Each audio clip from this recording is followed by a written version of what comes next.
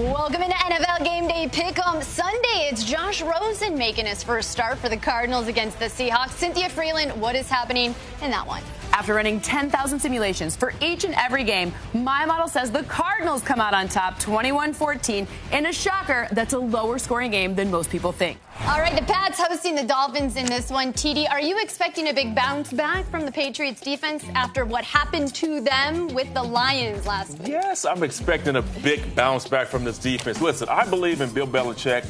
As long as he's a head coach, he will find a way to get this defense back on track. Fundamentals, tackling, spacing in the secondary. They will bounce back against the Miami Dolphins. All right, the Patriots are favored by 7 in this one. How do the Dolphins keep it close? Which is amazing that they're not favored by 7. They're undefeated. Okay, they're undefeated because Ryan Tannehill and this offense have kept things really under control. They've been playing complementary football really well, which means using Ryan Tannehill and putting him in this situation to succeed, especially on downs where in the past he's had a lot of pressure and hasn't performed as well. You know, like third down. Yeah. Kind of an important down. Okay. Game pick time, and the Dolphins are really good. One thing they're not really good at, though, is playing at Gillette since 2009. They are 0-9 in New England, so give me New England. 0-9, New England. Listen, everything points to the Dolphins winning this game. They are a better team right now. They're playing better right now. So you're going with the Dolphins, right? History says that. So you're going to take the Dolphins. I'm not taking the Dolphins. History says the Patriots will win. Tom Brady 14-1 against the Dolphins, a 1 loss. Tom Brady only played 3 quarters. Give me New England at home. Okay, so I have the Patriots winning this one, too, 24-21, which means only a field goal, not a touchdown. They keep it a much closer game up there in Gillette, but Patriots get right starting right now. There you go. Bill Belichick always says September is kind of like an extension of the preseason. You know? Yeah, there you go. Let's move on to the AFC North, shall we? The Ravens taking on the Steelers in prime time. Last season, the Steelers swept both games, including a Sunday night classic. Pittsburgh won it 39-38. They always play each other very close. The Steelers are favored by 3 in this one. TD, do you like this matchup for Joe Flacco? I do. Have we seen Joe Flacco right now? Joe Flacco, 6 touchdowns, 2 interceptions. He's going against the Pittsburgh secondary, who's awful right now. Joe Flacco has the juice right now. I like the way he's playing. He looks really good. Does John Brown get the touchdown? He gets a touchdown. Everybody gets a touchdown. Crabtree gets a touchdown. Okay, well, what about Antonio Brown? Because I don't really know what the Ravens are going to do with Juju Smith-Schuster, Antonio Brown. If you look at the way the Ravens defense has been scheming lately, they've really been favoring pressure, so the defensive front. What are you going to do when you got multiple guys that can take the top off the defense? You're going to pass it to them. Yes, you Antonio are. Brown. But you know what? It's a robbery game. So the Steelers win it then? What's your game pick, Cynthia? Yeah, so Steelers 28, Ravens 24. Okay. Oh, no. I'm going with the Ravens in this one, man. I'm believing in Joe Flacco. Listen, their red zone offense is phenomenal. They're 12 for 12, 100%. Listen, on their drive, they score 43.6% of the time. That is, believe, it's the top 10 for that offense. Never said it. I thought I'd say this, but Baltimore's offense is the reason they're going to win. And let's not even talk about their defense, right? And all of that being said, I'm still going with the Steelers. The Baltimore kryptonite is AB84. No Jimmy Smith in the secondary. Okay. Plus, this game is in Pittsburgh. So we're going with the Steelers. Come on, Cynthia. We know what's up.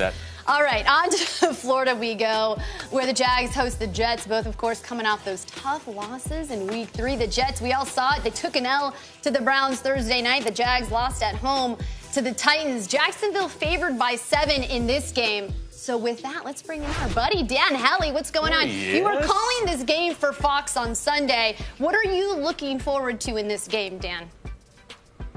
Well, first of all, looking forward to calling it with Jeff Fisher. Also, very much going to be watching that Jacksonville offense, guys. They only scored 6 points against Tennessee last week. Really couldn't get anything going. Weren't in the red zone all day. Couple of dropped passes, 3 batted balls in 1 drive for Blake Bortles. But the good news for the Jags, Leonard Fournette, a full participant in practice, officially listed as questionable, but they do expect him to be on the field for this one. Since I'm calling the game, not going to pick this game, I'll leave the heavy lifting to you guys. Erin? I'm going to lift this game, and I'm going to say the Jags are going to win. We saw Sam Darnold struggle against a Browns defense, and he has no idea what he's about to see in Jalen Ramsey and A.J. Bouye. Give me the Jags. Yeah, I'm with you on this one. I'm talking about 2 defenses, very good defenses here. To me, it's going to be the quarterback that is most inconsistent here. And to me, it's going to be the rookie, Sam Darnold. The last 2 weeks for him have been awful. So give me the Jacksonville Jaguars and a win. So I'm taking Jacksonville 24 and the Jets 16. But I want to say something nice about the Jets secondary, since everyone was kind of mean to the Jets here. They have improved or gotten better against the pass by the most in the entire NFL this season, 22 passer rating points. So it's going to be harder to pass in the Jets than you think. That's what I'm saying. Good defense. And Sam Darnold is going to need to improve. More game picks, more Dan Hellie in just a bit, but let's talk individual performances in a segment we like to call More or Less. And let's start with Drew Brees. He needs 418 yards to become the NFL's all-time leading passer. That's people. It? Will he throw for more or less than that against the Giants defense? I'm going more. Listen, Drew Brees is motivated. He's one of the guys that he wants records. He might not say it publicly, but that man, that's what his whole goal is. He wants to break every record in the National Football League. 418, he only had that in the first quarter. In the first quarter, so after 1,600 passing yards, I think Drew Brees breaks it, but it's not until next week. I have fewer than that in this matchup against the Giants, not because I don't think they're going to win, but because I think they're not going to need that many passing yards in order to get it done. All right, same game. OBJ, Michael Thomas, will they combine for more or less than 225 receiving yards, TD? Hey, you have two bad secondaries here not playing well. Give me more here. Two really good wide receivers. It's going to be a high-scoring game. I'll say more than 225. I'll say probably about 300. Do they both get touchdowns? Yes, they both score touchdowns. Okay, so I have both of them scoring touchdowns, but I think they combine for fewer than 225 receiving yards. They're not going to need it. Michael it's not going to be Thompson as by high. himself might go over 225 yards. Okay, well, let's... Okay. All right. TD, 1,600 passing yards. Well, if there's going to be 1,600 passing yards, then he has to combine for more than that. Let's move on, shall we? Matthew Stafford throws for more or less than 300 yards against the Cowboys defense, which has looked really good as of late, TD. They have, but I think that the way the Cowboys play with the running game and the defense plays pretty good. I'm going to say less. This is my Georgia Bulldog and everything, but I'm going less than 300 yards for Matthew Stafford in this one. Cowboys defense, they do make it tough on you. He's got to ground it out. So I see Matthew Stafford not quite breaking it. Maybe 299, 298, not 3. Okay, so I'm going more than 300 passing yards in this one for two reasons. Number one, Sean Lee is not there. So the defense, the way that's going to work, you're going to use that middle of the field, and they do a good job of passing to the middle of the field. That's the first reason. Then Kenny Galladay, All right. There you go. Showtime, my home. A classic AFC West matchup that really hasn't been all that classic the last few years. The Chiefs have won 5 straight against the Broncos, including a 27-24 victory in Pat Mahomes' first career start in Week 17 last season. So the Broncos have seen Pat Mahomes before. The Chiefs are favored by 4 in this one. TD, can the Broncos defense possibly slow down Showtime Pat Mahomes? Slow him down. This offense is averaging 39 points per game. That is a lot. I think the Broncos defense can slow him down. Maybe around 25 points a game will work for them. They have the defense to do it. But it's going to be tough. That guy is playing extremely well right now. And he gets better under pressure, which nobody That's what's crazy about it. Okay, this is a staggering number. The Chiefs defense have allowed 92 first downs. Ouch, that's got to hurt. Do you expect the Broncos offense to kind of rebound, jumpstart against this Chiefs team? Well, first of all, think of like 60 or 70 first downs as a normal number so far, so it's a lot more. Yeah. But one thing here, and I actually pulled this one out for you. I thought you were going to say it. What? Broncos O-line, what have they doing for running backs? Oh, They've been blocking really well in the run game. So I do think that they're going to be able to score some points here. Yes, indeed. All right, it is time for game picks, and I am going with the Broncos because, of course, all good things must come to an end. Pat Mahomes gets his first L at Mile High. He also gets his first INT. Broncos, it makes sense, right, TD? Broncos? I wish, right? man, you're making sense here, but Bronco fans, please cover your ear, cover your eyes up, man. I don't want to ever do this, but I got to go with the Chiefs in this one. And the reason why the Chiefs have beaten the Broncos 3 straight times at Mile High, they don't fear the Broncos like other teams do, and this offense is going to be hard to keep up with. I can't believe I'm saying this, but give me the Chiefs. Give me the Chiefs. Sorry. So I have the Chiefs 31, Broncos 27. So I agree with you. I thought maybe you were playing possum at first. No. I didn't feel good about that, but yeah. I don't think this is going to be as explosive a game as you might think, but 31-27, that's what I have. All right. He really means it if he's going against his Broncos. Time for On the Hook, presented by Bass Pro Shops and Cabela's. TD, who is on the hook for an upset win this week? The Cleveland Browns over the Raiders in this game. Listen, the Cleveland Browns, 11 takeaways from their defense. They're playing extremely well. Baker Mayfield on the offensive side of the ball. The Raiders defense don't get enough pressure to kind of confuse the young quarterback. The Browns, really good team, should be 3-0 right now. Upset over the Raiders. Ooh, I like it.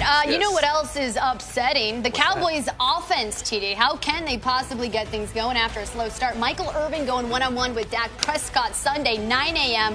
It is on NFL Game Day morning. All right, so let's stay in the NFC. Let's talk the Giants. They are hosting the Saints. The Saints are a 3-point favorite here. TD, two great backs in this one. Yes. Barkley, Kamara. Who do you think has the bigger impact on the team? On their respective teams, I would say that Saquon Barkley, because Kamara has Drew Brees, and he can hold down the fort by himself. But if my man Saquon Barkley is not there, then their offense with Eli Manning does not function well. We saw last week Eli with a really good game, but Saquon made that happen. So I would say Saquon Barkley is a bigger piece to the puzzle for his own team. Piece to the puzzle. Yes. Eli Manning had his best game of 2018 last week. Do you think he's going to continue that momentum against the Saints defense? That's not been great as of late. Well, if you break down how the Saints defense has been operating, they've been good against the run, but they've been very, very vulnerable to the pass. So I think this is the week where Odell Beckham finally sees the end zone, first time this season. I think it's a passing game script in this one. Saints are last in scoring. That would make sense. All right, so what is your pick? Saints 27, Giants 18. Okay, TD. I'm going with the G-men here, Eli Manning. This offense is just starting to get started. Last week against the Texans, very good output there. So against this game, high-scoring game, but give me the Giants to come out on top. Drew Brees is 5-2 against Eli Manning. The Giants' offense averages 16 points less than the Saints. I just don't think that the Giants' can keep up with the Saints, so I'm going with the Saints, people. All right, it is time for more score projections from Cynthia in quick picks, starting with the Lions-Cowboys. I have the Lions coming out on top, 24-21. No Sean Lee in the middle of their defense. I brought this up earlier. It really drives this projection for me. And also, when you look at what the Lions are able to do in the passing game overall, it's just too much for the Cowboys. All right, Bengals, Falcons, give it to us, Cynthia. Falcons 28, Bengals 21. Cincinnati has been vulnerable in the middle of the field, as in their linebackers aren't making tackles. When you've got Calvin Ridley, when you've got Julio Jones, these are really big threats that they're going to match up and exploit. Yep, no Joe Mixon. AJ Green banged up a little bit. How about Browns, Raiders? What do you have here? I agree with TD here. Browns 24, Raiders 23. It's all about that Browns defense and the turnovers. They're not going to keep Derek Carr free from trouble, especially late in the game. I am liking it. All right, for more on that game and others, let's send it over to Dave Damashek with 60 seconds.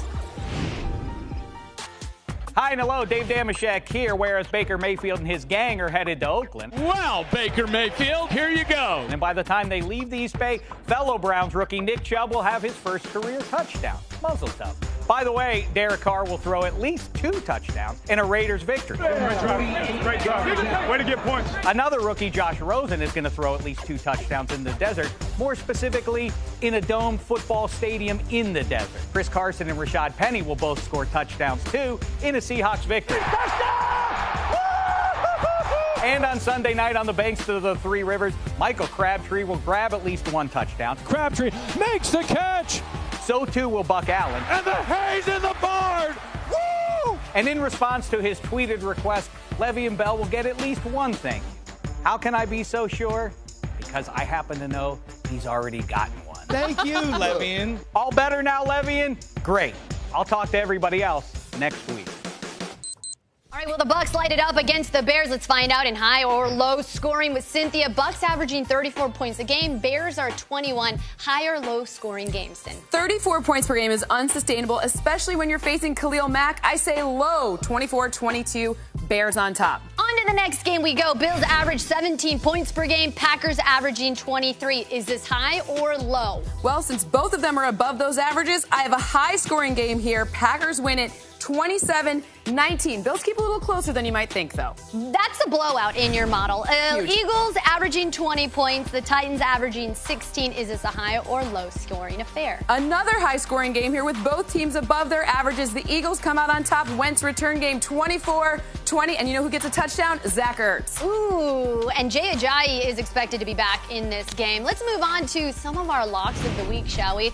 And with that, let's bring in our Dan Halley back from Jacksonville. You are calling the Jets-Jags game for Fox. Dan, I want to ask you, who is your lock of the week, buddy? Stone cold lock of the week has to be the Green Bay Packers back at Lambeau Field after everything went wrong against the Washington Redskins. Buffalo not going to be able to hang. Aaron Rodgers was at practice, limited, but did everything that he needed to do, according to Coach McCarthy. Give me the Pack, TD. All right, I'm going with the Chargers over the 49ers. No Jimmy G. C.J. Beathard is 1-4 as a starting quarterback. And these Chargers are just too powerful right now for the San Francisco 49ers team. So that is my lock of the week, and I think it's pretty safe to say it's going to work out. All right, gentlemen, back with Dan in just a bit. It is time for Pick 6. 6 games on the slate. You're going to give points to the most confident pick, 6 being your most, 1 being your least. Let's start with this big, important AFC East matchup. So we already know who wins this one, right? Here's the cheat sheet. But it's only 4 in the model because I do think the Dolphins keep it closer than we might imagine. Okay, and how about here? Let's AFC North. Steelers, Ravens. TD, are you watching? TD, TD, are you watching this one? That's right surprising. Here. See that number 5? I am shocked by that. That's a pretty high one. Steelers take it at home. That means she's confident, TD. Texans at Colts. That defense looking pretty good. Model's not super certain about this one, but Texans come out on top, but it gets the number 1. Okay, how about this one? The Chiefs and the Broncos. The Chiefs have been dominant over the Broncos as of late, and they're going to continue. I hope you're not Sorry really to you sure on about this that one. Sorry that you're very sure on this one. This one gets number 3. Okay, middle of the pack. Middle of the pack, not bad. The Browns taking on the Raiders. We're going to see Baker Mayfield at the Black Hole making his first debut. And it's Baker Mayfield getting the W. And it's Baker Mayfield, but it gets a 2 because they are away, and it's the first time that he's really starting. We still aren't sure what we're going to see in Mr. Baker. I think we'll see a win. Niners, Chargers. How about this? Yeah, I mean, it's pretty obvious because there's only one number left. This one is absolutely the biggest one in my model. No Jimmy G, no Jerick McKinnon. Of course, the Chargers getting the W. You're most confident. That gets 100. Yeah. The Colts and Texans are your least. Here is a look at some of our picks. Of course, a clean sweep for the Packers over those undefeated Dolphins. A clean sweep for the Patriots, I'm sorry, excuse me. Let's take a look here. Wow, take a look at the bottom of the board. Packers Cynthia, the only one picking the Cardinals with Josh Rosen getting the W.